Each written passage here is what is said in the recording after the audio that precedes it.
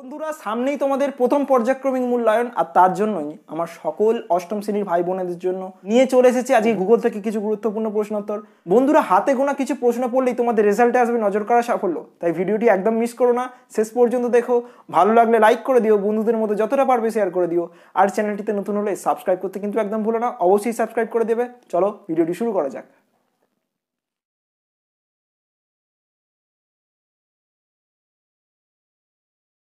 প্রথমেই আসছি, দেখো বন্ধুরা নিচের প্রশ্নগুলির উত্তর দাও যার প্রত্যেকটির মান এক। প্রথম প্রশ্ন দেখো, পৃথিবীর গড় ব্যাসার্ধ কত? উত্তর হলো 6370 কিমি। পরের প্রশ্ন, শিলামণ্ডলের নিচে গুরুমণ্ডলের ওপরের অংশে বিশেষ স্তরটির নাম কি? সঠিক উত্তর অ্যাস্থেনোস্ফিয়ার, যার অর্থ বন্ধুরা দুর্বল স্তর। এবার আসছি পরের প্রশ্ন, দেখো বন্ধুরা সকল প্রকার মাধ্যমের মধ্য দিয়ে গতিশীল ভূকম্পনীয় তরঙ্গটির নাম কি? সঠিক উত্তর পি তরঙ্গ। পরের প্রশ্ন, সার্কের সদর দপ্তর কোথায়? সঠিক উত্তর নেপালের কাঠমান্ডুতে। এবার আসছি পরের প্রশ্ন, দেখো বন্ধুরা পৃথিবীর গভীরতম কৃত্রিম গর্তটির নাম কি? সঠিক উত্তর রাশিয়ার কোলা উপদ্বীপ, যার গভীরতা 12 কিমি।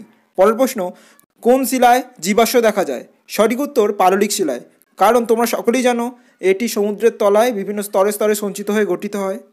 এবার আসছি পরের প্রশ্ন, দেখো বন্ধুরা একটি সুপ্ত আগ্নেয়গিরির উদাহরণ দাও। সঠিক উত্তর জাপানের ফুজিয়ামা। পরের প্রশ্ন, গ্রানাইটের রূপান্তরিত রূপ কি? সঠিক উত্তর নিজ।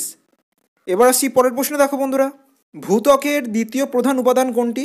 সঠিক উত্তর সিলিকন, এবং সর্বপ্রধান উপাদান হলো অক্সিজেন, এটি ভূত্বকের সবথেকে বেশি অংশ জুড়ে রয়েছে। পরের প্রশ্ন, কাকে বজ্রপাতের দেশ বলা হয়? সঠিক উত্তর ভুটানকে। এবার আসছি পরের প্রশ্ন, দেখো বন্ধুরা ভূপৃষ্ঠের গড় ঘনত্ব কত? সঠিক উত্তর 2.6 থেকে 3.3 গ্রাম প্রতি ঘনসেমি। পরের প্রশ্ন, কাকে দারুচিনির দেশ বলা হয়? সঠিক উত্তর শ্রীলঙ্কাকে, এখানে প্রচুর পরিমাণে দারুচিনি উৎপন্ন হওয়ার কারণে এই নাম দেওয়া হয়েছে। এবার আসছি পরের প্রশ্ন, দেখো বন্ধুরা ভুটানের রাজধানী ও প্রধান নদীর নাম কি?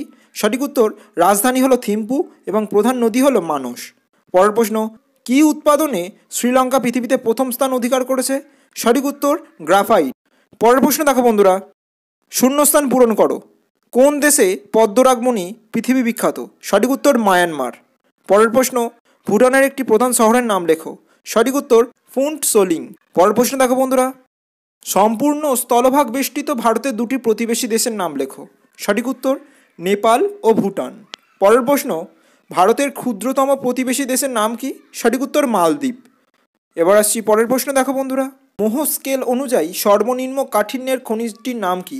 সঠিক উত্তর ট্যাল্ক। পরের প্রশ্ন, বেলে পাথরের রূপান্তরিত রূপ কি? সঠিক উত্তর কোয়ার্টজাইট। পরের প্রশ্ন আসছি, দেখো কোন শিলার মধ্যে কয়লা খনিজ তেল পাওয়া যায়? সঠিক উত্তর পাললিক শিলায়। পরের প্রশ্ন, সোনার কেল্লা লাল কেল্লা কোন শিলায় গঠিত? সঠিক উত্তর বেলে পাথর। এবার আসছি পরের প্রশ্ন, দেখো বন্ধুরা চুনা পাথরের রূপান্তরিত রূপ কি? সঠিক উত্তর মার্বেল। পরের প্রশ্ন, কয়লা রূপান্তরিত হলে কি নামে পরিচিত হয়? সঠিক উত্তর গ্রাফাইট। পরের প্রশ্ন, তাজমহল কি পাথরে তৈরি? সঠিক উত্তর মার্বেল। পরের প্রশ্ন দেখো কোন স্কেলের সাহায্যে ভূমিকম্পের তীব্রতা মাপা হয়? সঠিক উত্তর রিক্টার স্কেলের সাহায্যে। ভারতের কোন অঞ্চল সর্বাধিক ভূমিকম্প প্রবণ? সঠিক উত্তর হিমালয় পার্বত্য অঞ্চল।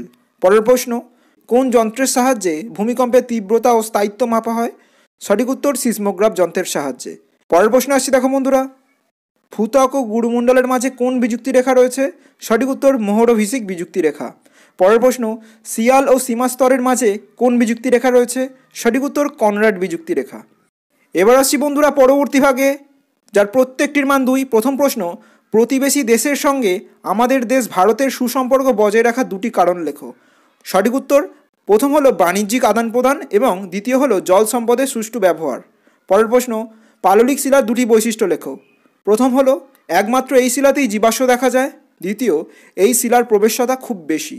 বন্ধুরা পরবর্তী প্রশ্নে যাওয়ার আগে তোমাদের বলে রাখি পৃথিবীর অন্দরমহল এবং অস্তিত্ব পৃথিবী নামক দুটি তোমাদের যে অধ্যায় রয়েছে সে সম্পর্কে আমাদের চ্যানেলে দুটি আলাদা আলাদা ভিডিও রয়েছে, যে ভিডিওগুলি বন্ধুরা তোমরা দেখতে পারো। দেখো এবার আসছি পরের প্রশ্নে, ক্যারেজ প্রথা কি? অত্যন্ত গুরুত্বপূর্ণ প্রশ্ন এটি। পাকিস্তানের পশ্চিমে শুষ্ক অঞ্চলে মাটির নিচে সুড়ঙ্গ কেটে কৃষিক্ষেত্রে জল নিয়ে যাওয়ার যে প্রথা তাকেই বলা হয় ক্যারেজ প্রথা। পরের প্রশ্ন দেখো কাকে কেন দারুচিনির দ্বীপ বলা হয়? উত্তর দেখো খুব বেশি পরিমাণে দারুচিনি উৎপাদন হয় বলে শ্রীলঙ্কাকে দারুচিনির দ্বীপ বলা হয়। এবার আসছি পরের প্রশ্ন, দেখো বন্ধুরা ম্যাগমা ও লাভা কাকে বলে, অথবা ম্যাগমা ও লাভা দুটি পার্থক্য লেখো।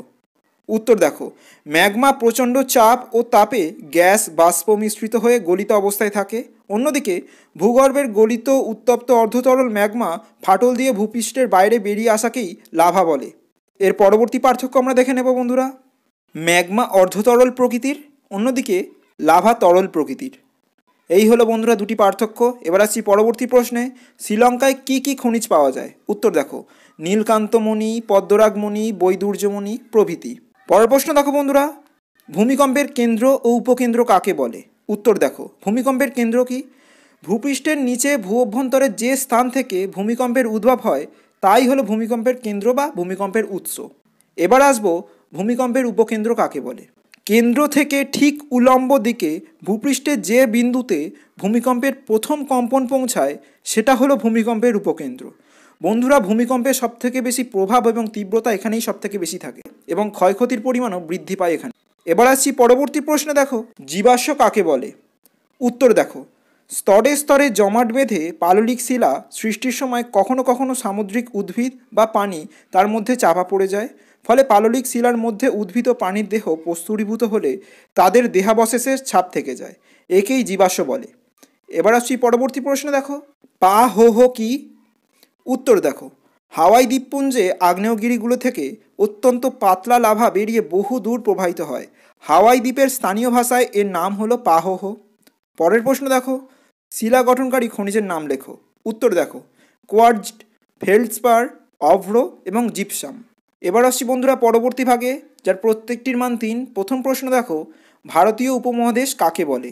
যার সঠিক উত্তর রয়েছে বন্ধুরা তোমাদের পাঠ্য বইয়ের 74 নম্বর পৃষ্ঠায়। পরের প্রশ্ন, ভারতের খনিজ ভাণ্ডার কাকে এবং কেন বলা হয়। যার সঠিক উত্তর রয়েছে তোমাদের পাঠ্য বইয়ের 27 নম্বর পৃষ্ঠায়। এরপরে পরবর্তী প্রশ্নে আসছে, দেখো বন্ধুরা, শিয়াল ও সীমার বৈশিষ্ট্য লেখো। যার উত্তর তোমরা পাঠ্য বইয়ের 4 নম্বর পৃষ্ঠায় পাবে। এছাড়া বন্ধুরা এই বিষয়ে আমরা একটি ভিডিও করেছি যা আমাদের চ্যানেলে রয়েছে, তোমরা সেটিও দেখতে পারো। পরের প্রশ্ন দেখো, ক্রোফেসীমা ও নিফেসীমা কাকে বলে। ক্রোফেসীমা ও নিফেসীমার মাঝে কোন কোন বিযুক্তি রেখা আছে। যার সঠিক উত্তর পাঠ্য বইয়ের 5 নম্বর পৃষ্ঠায় রয়েছে। এছাড়া আমাদের চ্যানেলে থাকা ভিডিওটিতেও তোমরা পাবে এই প্রশ্নের উত্তরটি। এবার আসছি বন্ধুরা পরবর্তী বিভাগে, যার প্রত্যেকটির মান 5। প্রথম প্রশ্ন দেখো, চিত্রসহ শিলাচক্রের সংক্ষিপ্ত বিবরণ দাও। যার সঠিক উত্তর রয়েছে পাঠ্য বইয়ের 24 নম্বর পৃষ্ঠায়।